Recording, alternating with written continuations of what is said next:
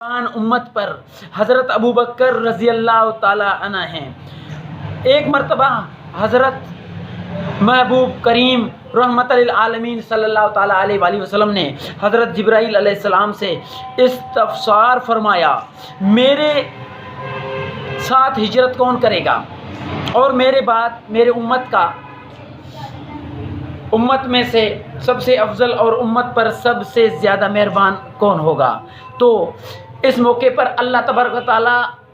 کا پیارا فرشتہ حضرت جبرائیل علیہ السلام حاضر خدمت ہوئے، فرمایا، اے پیارے رحمت للعالمین صلی اللہ علیہ وسلم، آپ کے ساتھ ہجرت کریں گے حضرت ابو بکر صدیق رضی اللہ تعالی عنہ، اور آپ کے بعد آپ کے امت کا زیادہ مہربان، آپ کی امت پر زیادہ مہربان، شفیق اور امت کا احساس ہوگا حضرت ابو بکر صدیق رضی اللہ تعالی عنہ کو۔ تو میرے پیارے دوستو، یہ مقام، یہ شرف اللہ تبارک و تعالیٰ نے حضرت ابو بکر صدیق رضی اللہ تعالی عنہ کو عنایت فرمایا۔ میرے پیارے دوستو، دعا کرو اللہ تبارک و تعالیٰ ہم تمام محبوب نبی کریم صلی اللہ تعالیٰ علیہ وآلہ وسلم کے تمام امتیوں کو توفیق دے